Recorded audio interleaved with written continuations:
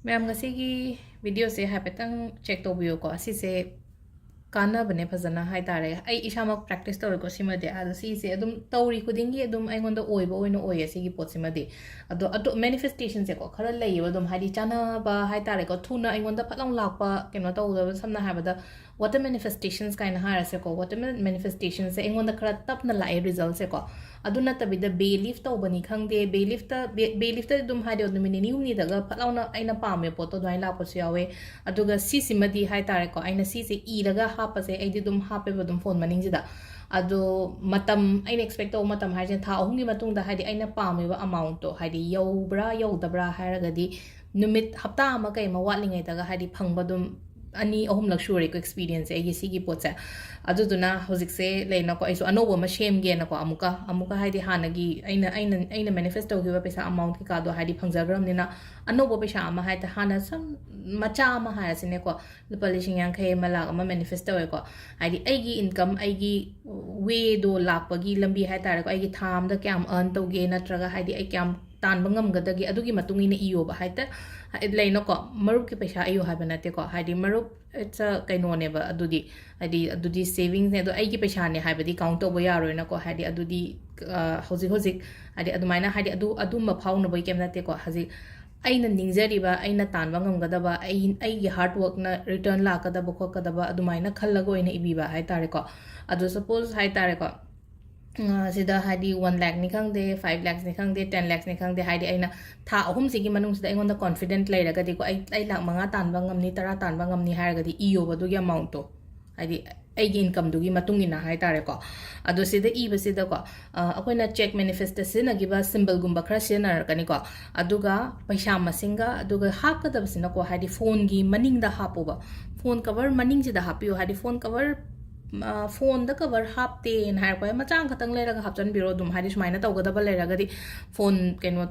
cover machang khatang le raga hapi ra se badum na da back ta hapa ya bra keno taw ya bra hadi phone je hosikan ne dum si sin na hen na 24 hours ai ga dum loina raga leina anamba matam da hadi ko na phamung da chang tumam dai bo dum yengi da na ko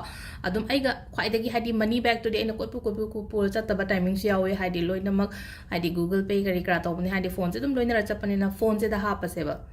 keno tawraga ko adu igadaba se kamaina igadam no har kan se da ko hadi amount ira se ba se da quite first ko rupees se asangba machu sena bi ko hadi asangba machu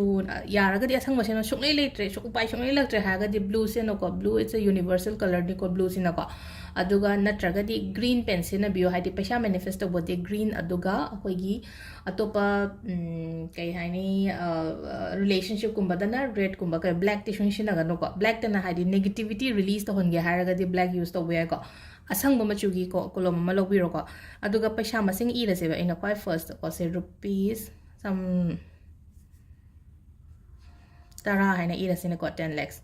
tha taruk muki khallaga hapetang ai set mindset taraga thamase ba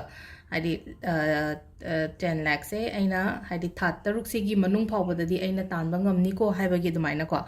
ado ahambada ko hadi aigi ming irani na ko sida aigi hadi songi isagi maming haita isagi full name yu ko isagi aigi ming irani ba sida your name ko aduga somna kandana hadi imagi maming iyo ba hadi sombu pokpa imadugi maming ibiba ko hadi mother name hadi mother lo nate ko hadi ai pokpa imadugi maming iba sumna kandana ko samnaraga dum idoi ni ko sida hadi sida ina katang khara gyan ta na ba hai bani ko sida ai maming je dum iri ena kale to dum samnaraga dum imagi songi imagi maming do aduga hozik leiriba address hairasine ko hozik aigi postal address hairase ko hadi postal address se aigi permanent address to imphal oire adubu ai hozik bangalore da leibani khangde natraga bombay da leibani khangde dumaina leina khalase ba thabak tawraga leiba aigi jaga am leibado aduda sida aigi postal address se irase ba haidi aigi flat number haidi ngasai aina pot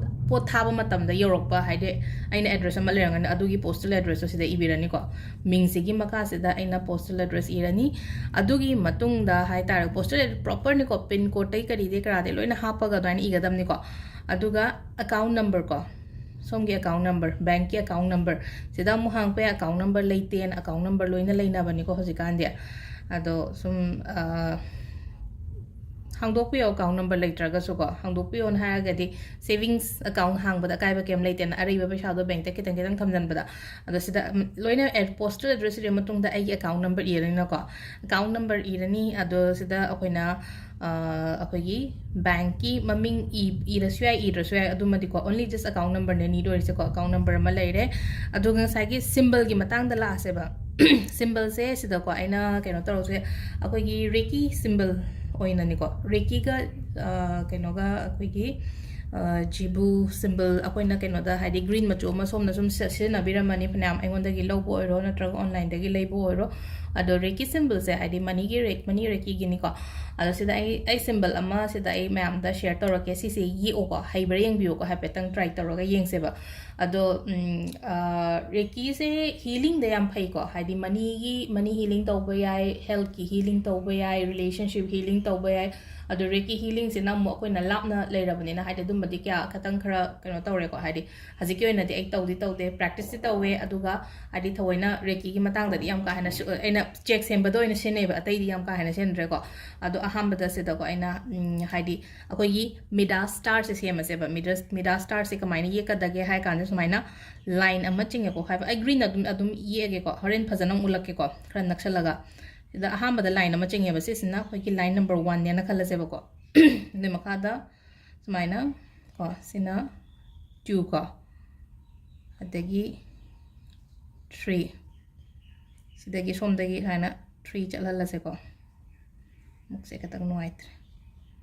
green oibase oh 3 degi 4 ko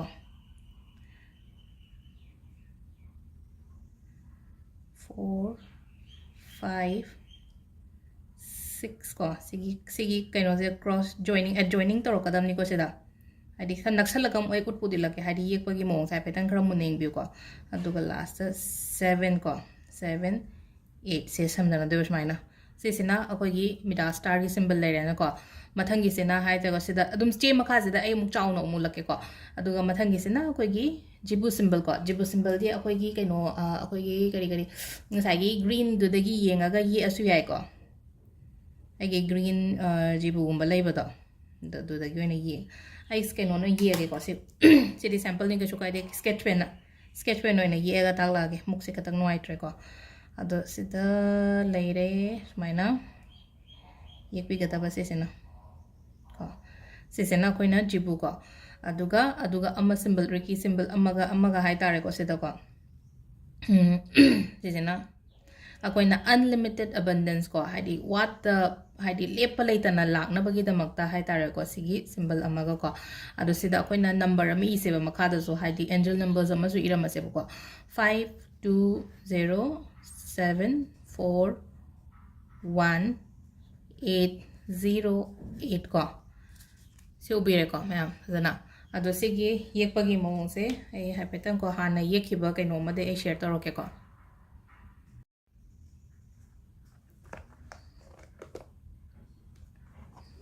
reng bio ko se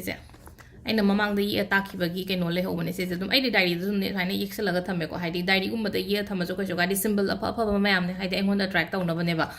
ado si se ko haidi khwai first ki Midas star se yenga se Midas se smaina chingba horoba line ama sangna smaina chingye da na ko makha da kitang si sina number 2 oi de ne aina 2 in thara thame ko 2 ko adagi 2 se smaina chingkhalaga na 3 lere ko makha da 4 adagi 4 sidagi amuk chakre ko 5 aduga sigi karak sida ngasai keno sida ko number 6 is my ching dhare na ko aduga 7 sina amuk ngasai sigi joining sida amuk 7 se amuk la na ko aduga last ki 8 sina sida samjana lo chale ko hapetang amuk ying biro ko saina hamba chinge aduga 2 makha dala 4 5 ado sigi ani sida join tore na ko sida amuka join tore na ko aduga last se loer si sina Midas star ko jibu symbol yam live ani ko isada su leram gani ko ado sidi just fine a ki type de la ani aduga fine ani ahum la ko laga loer ko aduga sidi h ki type de ka unlimited abundance ki keno sina ko adi sida gi dum hobiro sai toraga aduga ma site am da 3 line ahum chingbira se ko adunga sai gi aina hai gi number to makada iba do 520741 808 ko si se ado isada sida ko ai isama aina taw matamda haidi phangni haibagi confidence ta hai tare ko ado honaba musu yam darkar roi ko haidi aina taur aina ningi ba aina pami ba se haidi phangge haraga de do paisa kaino se haidi hoina dagi chi se ong fall to matam sta ai rom da fall to sun bi ko aina habdo aina kaino ma manifest to matam da haidi scripting gomba to ba na traga haidi kaino ma e ba khotba matam da always ai gi site ta fall to wi se aina faina ai rom da konjale amuka su konjale ko ado dum sida masing anirak oigera ahumlak oigera marirak oigera ka shukai de ko aduga last ta kamai to ge da haidi ai gi phone cover se da hapaga thammo ko hapaga thamgro hapkhre habisu kawra se bai se matam amada realize tawrakani ba humra account yauri ne kaina ga tawragang ka haidi adumaina tawba dum thengnei ba dum humra isamak ta su humra adun haidi aina pami amount to sida ko haidi iraga sisima hapaga yengbiro ko haidi sisi fazana work tawbani ko ado amu makata ba videos atay dum share tawrake mamda thank you